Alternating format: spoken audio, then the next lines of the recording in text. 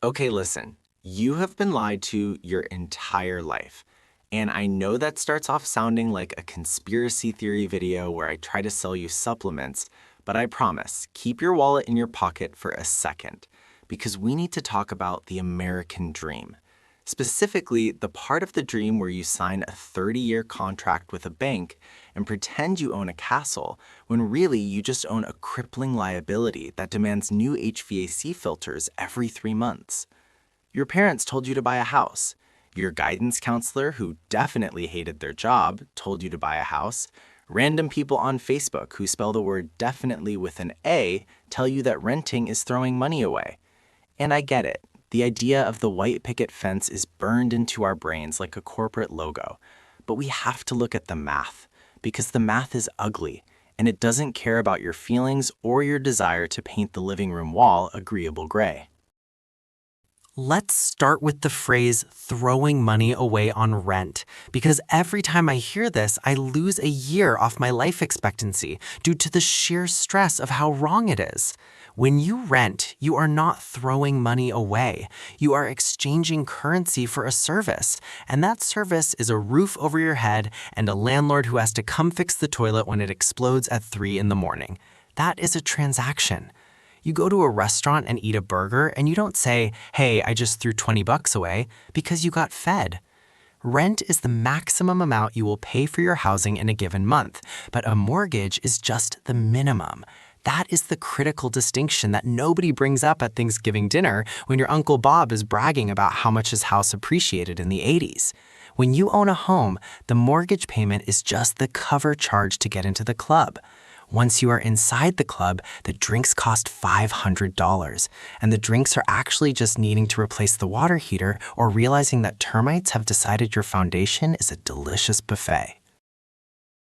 I have friends who bought houses because they wanted to build equity, and now they spend every single Saturday at Home Depot looking at PVC pipe and crying softly into their sleeve. Is that the freedom you wanted? Is that the financial independence you were promised? Because to me, that looks a lot like being an unpaid janitor for a bank that technically owns your house until you are 70 years old. And let's talk about that bank ownership for a second, because people love to ignore amortization tables. If you look at the first 5 to 7 years of a standard 30-year mortgage, you are barely making a dent in the principal. You're mostly just tipping the bank. You write a check for $2,000 and maybe $300 of that actually goes toward owning the home.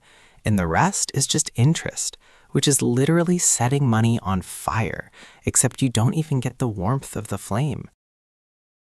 People say, well, at least I am paying myself, but you aren't paying yourself. You are paying an executive at Wells Fargo so he can buy a second yacht while you try to figure out why your basement smells like wet dog. And then we have to talk about the opportunity cost, because this is where the math gets really spicy and where most people tune out, because it involves thinking about what else you could have done with your money. Let's say you take that down payment, that huge chunk of cash you saved up by eating ramen for 3 years, and instead of burying it in a pile of bricks and drywall, you put it into the S&P 500. Historically, the stock market returns about 10% on average annually. And yes, I know past performance does not guarantee future results, but neither does buying a house in a neighborhood that might go downhill in 10 years. Real estate generally tracks with inflation over the very long term, which is like 3 or 4%, maybe a little more if you get lucky and a hipster coffee shop opens next door. But people leverage their returns in real estate, which makes them feel like geniuses. You put 20% down and the house goes up 5%, and you feel like you made a huge return on your cash. And that is true until you factor in the phantom costs. Property taxes are wealth tax that you pay every single year forever, even after the house is paid off. You never truly own your home because if you stop paying the government rent, which they call taxes, they will come and take it. Then you have insurance, which is going up faster than my blood pressure reading this script. Then you have maintenance, and everyone says just budget 1% of the home's value for maintenance. But have you tried to hire a plumber lately? A plumber costs more per hour than a neurosurgeon, and unlike the surgeon, the plumber leaves muddy boot prints on your carpet. So when you add up the taxes, the insurance, the maintenance, the HOA fees, oh God, don't get me started on HOAs, essentially paying a group of people to measure your grass with a ruler, when you add all that up, your return on investment usually looks a lot less like a rocket ship and a lot more like a savings account that requires you to mow the lawn. And look, I am not saying never buy a house. I am saying stop calling it an investment if it is actually a lifestyle choice. If you want to buy a house because you have 3 huge dogs and you want a yard for them to destroy, go for it. If you want to buy a house because you want to knock down a wall and build a soundproof gaming dungeon, by all means do it. That is consumption. You are buying a luxury item that enhances your life. But don't sit there and tell me you are doing it for the financial logic unless you have run the numbers versus renting and investing the difference. The renting is throwing money away crowd usually ignores the fact that renters have flexibility. If you get a job offer across the country and you rent, you break the lease, pay a fee, and you are gone. If you own a house, you have to sell it. And selling a house costs like 6 to 10% of the sale price in agent fees and closing costs. Do you know how long it takes to recoup that loss? Years. You have to stay in a house for 5 to 7 years usually just to break even on the transaction costs. So if you are young and you are ambitious and you might want to move for a better salary, tying yourself to a specific plot of land is literally chaining yourself down. It is an anchor, not a sale. I feel like I am being harsh on homeowners, and I should say that I have owned homes and I have rented homes. And honestly, renting was the most stress-free time of my life. Something broke, I called a guy, he fixed it, I paid $0. That is a level of peace that is hard to quantify on a spreadsheet. But we have this cultural obsession with ownership that is driven by marketing from banks and realtors. The National Association of Realtors has a massive lobbying budget, and their entire job is to convince you that if you don't own a home, you are failing at life. But look at the wealthiest people. They own real estate, sure, but they own it as part of a diversified portfolio. And often they rent their primary residence, or they own it cash so they aren't bleeding interest. You trying to emulate Warren Buffett by taking out a mortgage that eats 40% of your take-home pay is not the same strategy. It is financial suicide dressed up as prudence. And we haven't even touched on the liquidity issue. Your house is a piggy bank that is incredibly hard to break open. You can't just sell a bathroom if you need cash for an emergency. You are house poor and asset rich, but you can't eat drywall. If you lose your job, the bank doesn't care how much equity you have.